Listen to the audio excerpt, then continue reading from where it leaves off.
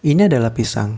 Dan tahukah kamu kalau pisang di meja makanmu itu sedikit radioaktif?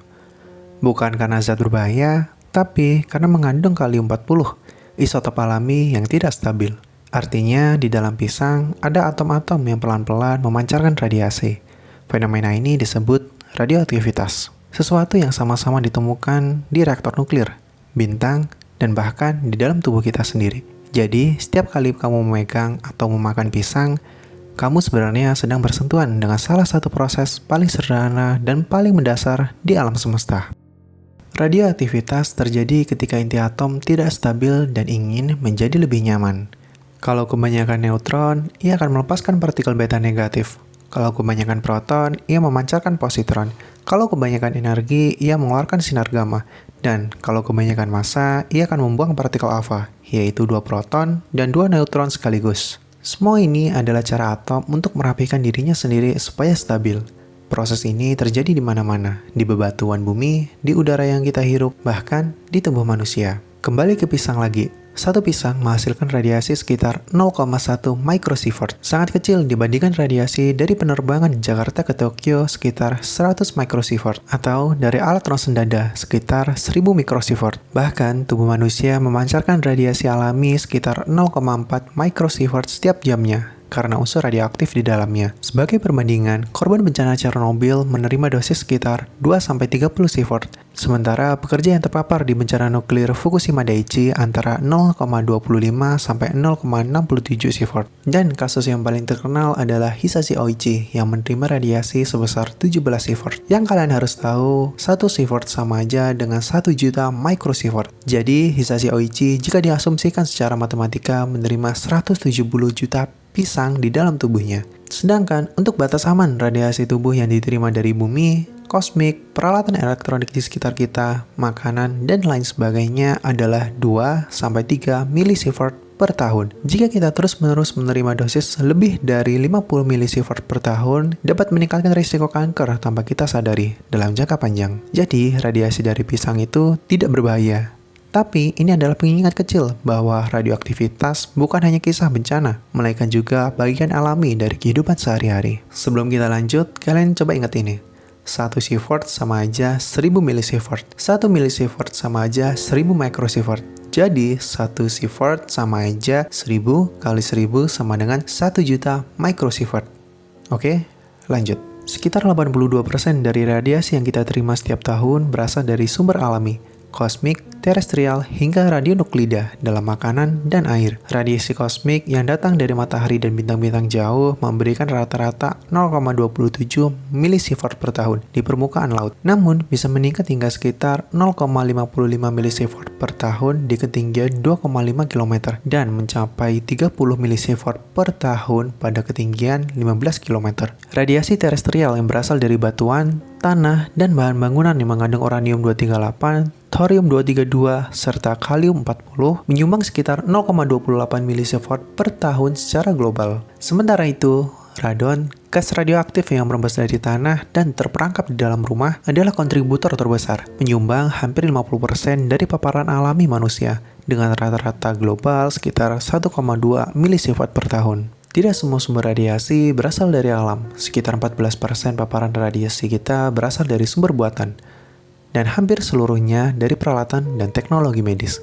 CT scan, ronsen, dan radiologi intervensi adalah penyumbang utama. Satu CT scan dada misalnya memberikan dosis sekitar 7 milisievert. Meskipun manfaat diagnostiknya besar, setiap paparan ini menambah dosis tahunan yang diterima tubuh, sehingga penggunanya harus mempertimbangkan prinsip manfaat yang lebih besar daripada risiko. Sisanya, sekitar 4% paparan berasal dari sumber lain, seperti sisa fallout nuklir histori, bahan industri dan konsumen, seperti detektor asap, pupuk fosfat, atau paparan pekerja khusus, seperti di pertambangan dan penerbangan. Namun, di beberapa wilayah di dunia, latar belakang radiasi alami jauh melebihi rata-rata global, sekitar 2,4-3 milisievert per tahun. Di Kerala, India, pantai berpasir monasit kaya thorium memberikan paparan tahunan rata-rata 7-8 milisievert, dengan beberapa titik mencapai hingga 45 milisievert per tahun. Guarapari, Brazil, memiliki area pantai yang mengandung pasir radioaktif yang menghasilkan dosis normal sekitar 3-7 milisievert per tahun.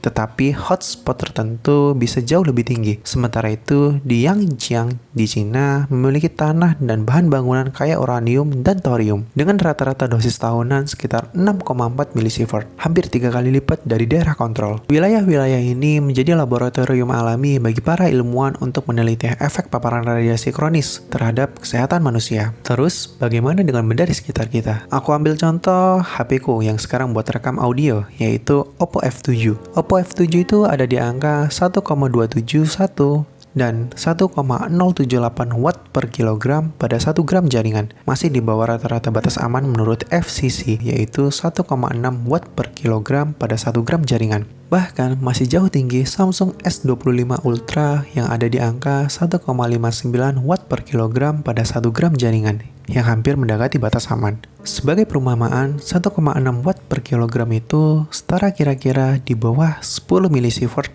per tahun jika digunakan secara normal. Untuk perbandingan lagi, radiasi kosmik saat penerbangan Jakarta-Tokyo saja bisa memberi sekitar 0,1 milisievert hanya dalam waktu 7 jam, 100 kali lebih besar dari gabungan semua Samsung S25 Ultra dalam 1 tahun. Dosis tahunan alami rata-rata yang kita terima sekitar 2,4 sampai 3 milisievert yang bersumber dari penjelasan sebelumnya. Untuk pekerja radiasi, batas tahunan yang diizinkan umumnya 50 milisievert. Pada dosis sekitar 100 milisievert dalam waktu singkat, rasio kanker meningkat secara terstruktur meskipun belum memicu gejala langsung. Namun, ketika dosis mencapai 0,5 sampai 1 sievert dalam waktu singkat, tubuh mulai menunjukkan tanda sindrom radiasi akut ringan, mual, kelelahan, dan pusing dalam beberapa jam. Pada dosis 1-2 sievert, gejala menjadi lebih jelas, mual dan muntah dalam 1-6 jam setelah paparan, diikuti oleh penurunan sel darah putih dalam hitungan hari, yang meningkatkan resiko infeksi. Dosis 2-4 sievert memicu sindrom hematopoietik, penurunan drastis produksi sel darah di sumsum tulang, rambut mulai rontok, infeksi mudah terjadi, dan tanpa perawatan intensif, peluang bertahan hidup menurun. Rentang 4-6 sievert sudah sangat berbahaya. Selain kerusakan sumsum tulang, kerusakan pada saluran pencernaan mulai terjadi. Diare hebat,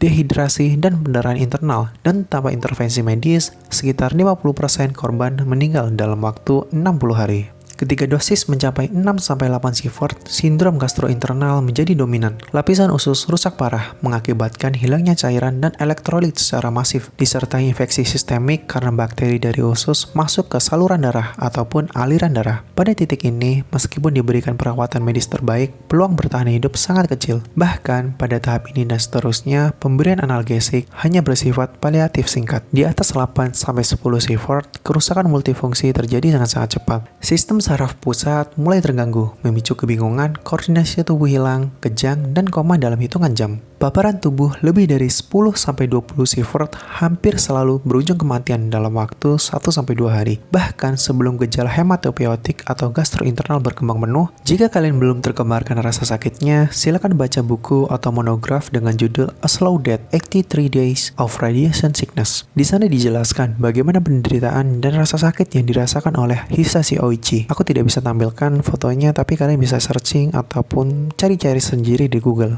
untuk gambarannya. Sementara itu, paparan kronis dalam skala kecil juga memiliki resiko tersendiri. Studi epidemiologi menunjukkan bahwa meski dosis rendah di bawah 10 milisievert tidak menimbulkan gejala langsung, efek kumulatifnya dapat meningkatkan resiko kanker dalam beberapa dekade kemudian. Di rumah, sebagian paparan ini berasal dari radon pada material bangunan. Studi di Jakarta menunjukkan dosis efektif tahunan dari bahan bangunan hanya 0,11 milisievert, jauh di bawah batas aman 1 milisievert untuk publik. Namun, radon indoor menyumbang hingga 92% dari paparan ini. Terus, jika radiasi di mana-mana, terutama radiasi alami, bahkan kita hidup dikelilingi oleh radiasi, kenapa kita tidak mati karena radiasi alamiah? Jawabannya, jumlahnya kecil sekali. Dan justru pada level rendah inilah radiasi bisa memicu sesuatu yang disebut adaptive response. Tubuh jadi lebih rajin memperbaiki DNA, sistem imun lebih siaga, dan sel-sel yang rusak cepat dieliminasi. Jadi bukan malah menumpuk bahaya. Dosis radiasi alamiah ini seperti latihan ringan yang melatih mekanisme pertahanan kita. Fenomena ini dikenal dengan nama radiation hormesis. Sama seperti olahraga, kalau berlebihan bisa cedera, tapi dalam dosis cukup justru bikin lebih sehat. Penelitian pada penyintas bom atom menunjukkan pola aneh tapi konsisten. Mereka yang terkena radiasi rendah rata-rata hidup lebih lama dan punya angka kematian kanker lebih rendah dibandingkan populasi umum. Jadi alasannya sederhana, radiasi alamiah itu tidak membunuh karena dosisnya kecil dan tubuh justru bereaksi dengan cara yang memperkuat dan bukan melemahkan.